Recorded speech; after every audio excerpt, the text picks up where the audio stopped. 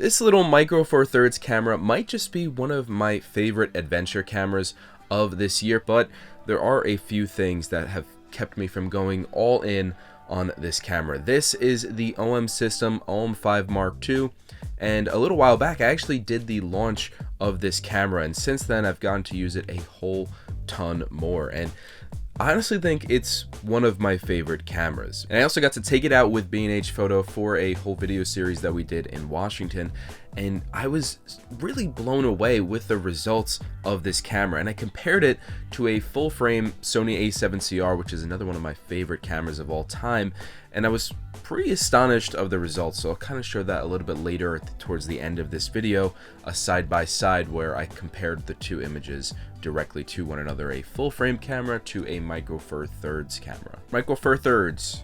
So it was a little difficult to say, isn't it? Okay, so first things first, let's talk about the body and design.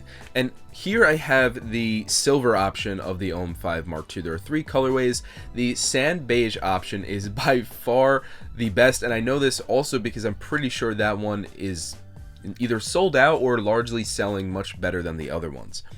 Sand beige just lends itself more to an adventure camera, admittedly, and if you're looking at the OM5 Mark II and not looking at the sand beige, what are you doing?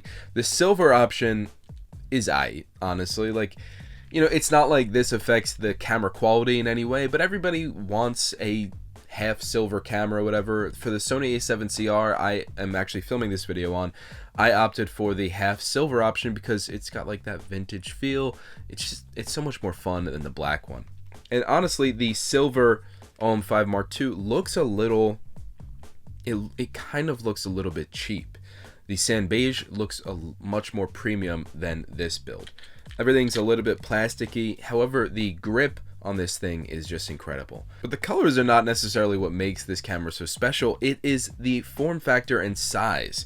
This is a tiny camera, which is really why I'm making this video in general, because it's impressive how small cameras can get and how much they can over deliver on. And as a wildlife photographer and landscape photographer, I run into photographers out in the field all the time, definitely more retired folks from time to time, and they're always complaining about weight, and I get it. It's annoying to hike with a ton of weight, and it's really a thing that makes OM systems so attractive because of the whole ecosystem being incredibly lightweight and compact. As we were filming a video series out in Washington, at every single time I had almost all of the OM system lenses on me. Not literally every single one that they make, because that, what is it, the 50 to 150 or whatever, the big guy is way too big to carry with every lens. But largely, especially for landscape photography, it's so easy to carry every lens with me. We were doing major hikes, things of that nature, and it was so easy to carry the camera at all times because it is so lightweight, and it makes you want to bring a camera out all the time, which is really what photography is all about. Like, wanting to have a camera with you all the time is much better than having a massive camera that you're never going to want to take out. Also, this camera is IP53 rated, so it's ready to handle all of the elements. I mean, I wouldn't put any camera in like extreme, although I definitely have, and the ports on the top ends up being kind of the most sensitive, so you want to make sure that you have your shoe in there at all times, as I always forget. But the thing is, I'm shooting in elements. It tends to be when I take the best videos or photos, and I prefer to shoot in kind of extreme weather, if I'm being honest. I mean, like, personally I wouldn't prefer it, but my photography definitely benefits from it.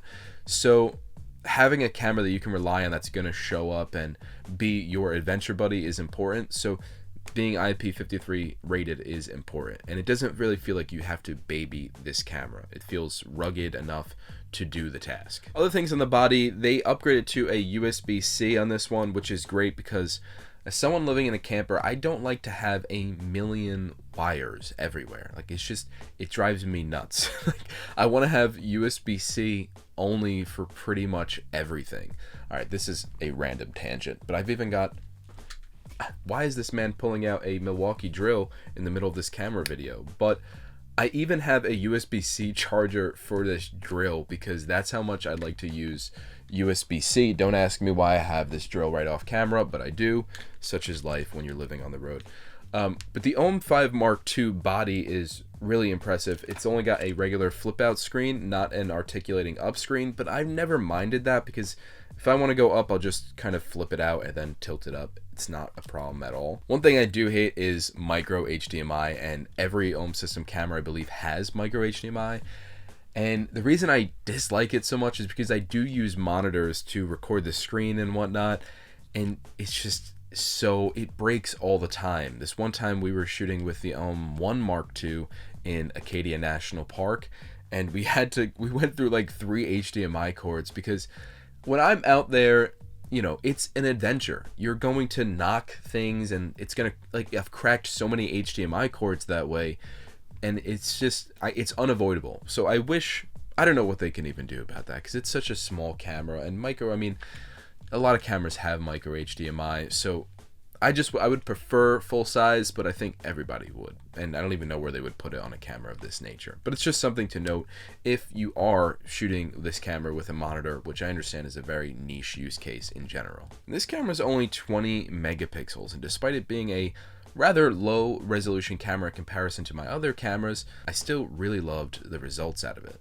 Alright, but beyond just the body of the OM5 Mark II, what really makes this camera shine, or one of the main reasons, is the brainy nature of this camera. This is a very smart camera because it has OM system computational photography modes, and other cameras from OM system have that, of course.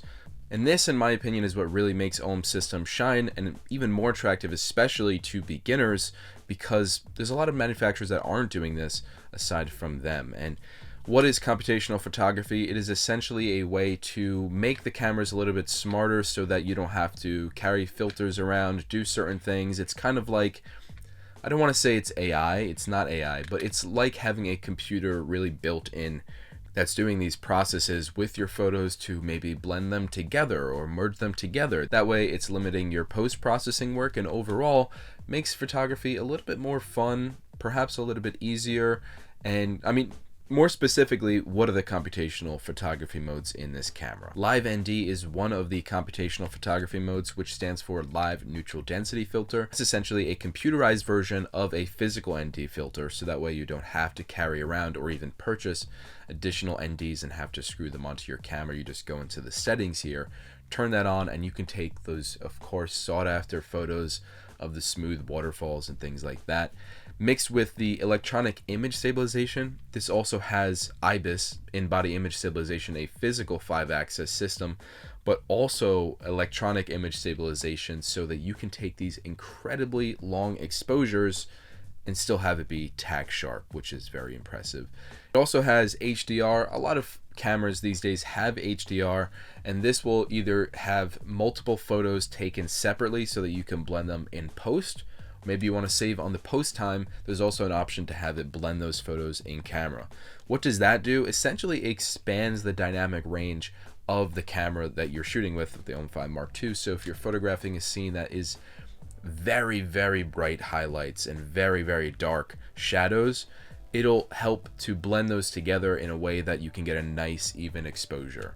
And the fact that it can do that all in camera, of course, again, saves you time in post. Another major computational photography mode in this camera is the high-res shot mode. So you can get a higher resolution photo out of this 20 megapixel sensor by blending multiple images, and that way you can get this really high-res shot at the end of the day. You can do this handheld or with a tripod, and I will say the results are very impressive. You do get more detail in those photos. There's also a focus stacking mode, and this I've not really seen in other cameras. There are focus stacking, I guess, brackets that you can do in other cameras, but you always end up having to blend them in post, whereas this can do that all in camera or give it to you separately, which I appreciate as well. And focus stacking is essentially a way to just get a deeper depth of field.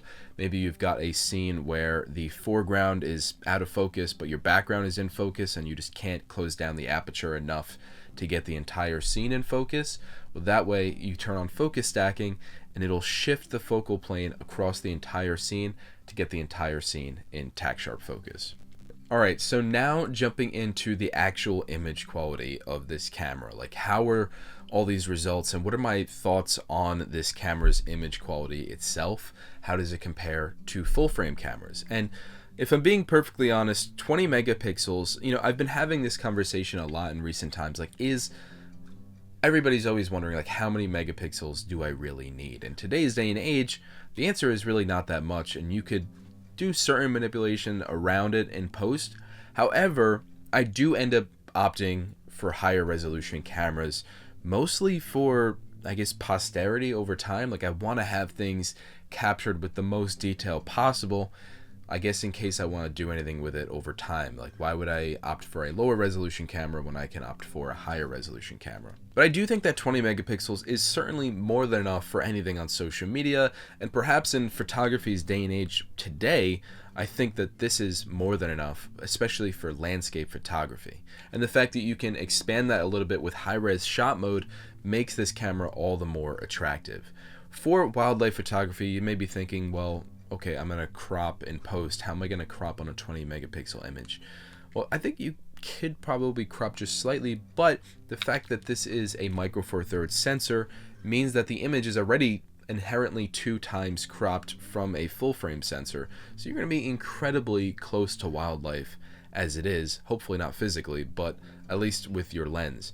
And so 20 megapixels is going to be more than enough for a wildlife shot as well. And being that this can shoot at 30 frames per second on the photo mode, I think that that is, again, more than enough for wildlife photography. And this isn't necessarily a wildlife specific camera, but being that it can shoot at up to 30 frames per second, it does make it viable in the wildlife arena. Another thing that I really appreciate about the OM system camera is the menu system is not that complicated. I mean, I just recently purchased the Nikon ZR. This menu system is kind of a disaster. I think I've used pretty much every camera system these days, and once you've used them all, they are very similar for the most part, and you can get your way through it, but the OM system one was pretty seamless for me to jump right into, and I find that I can find everything really easily. So then how exactly does this compare to full frame? And I'm going to put on the screen these 2 photos side by side that I took with the Sony A7CR, I believe a 61 megapixel camera, and the OM5 Mark II. And I was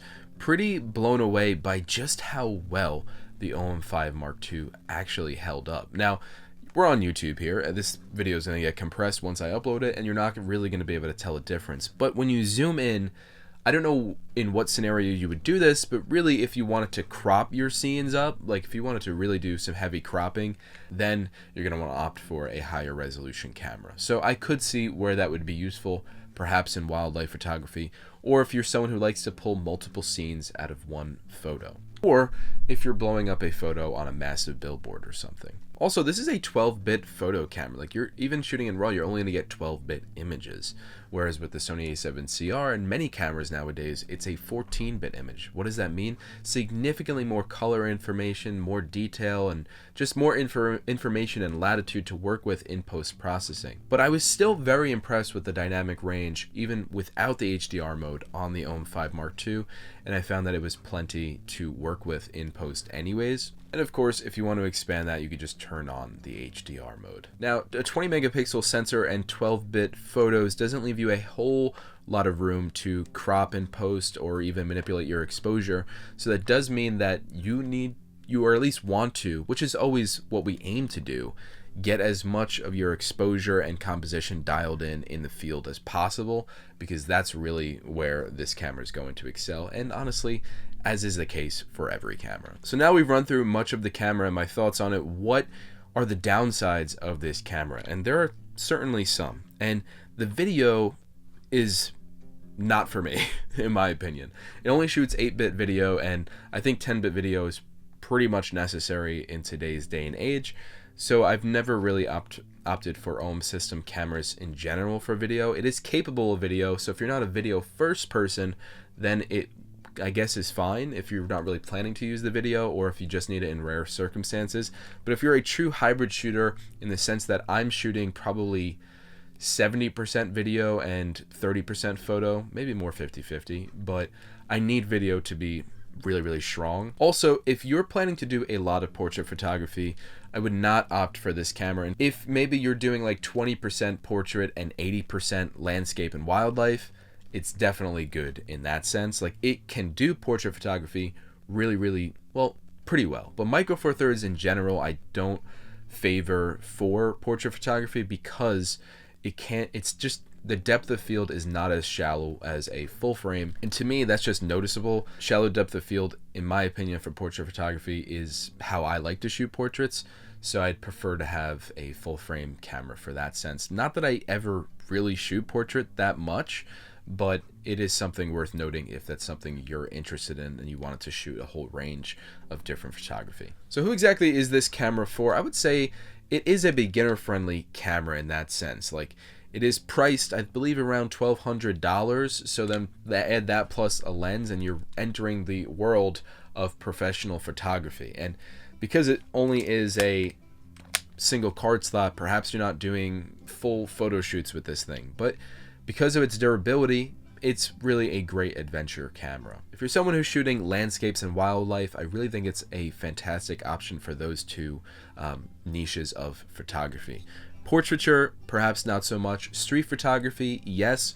All those things make this camera a great option to consider. Video, probably not. And I also think this is a great upgrade from maybe someone who's solely doing iPhone photography or phone photography in general, because once you mix in those lenses, you're just getting depth that you wouldn't otherwise get with a phone.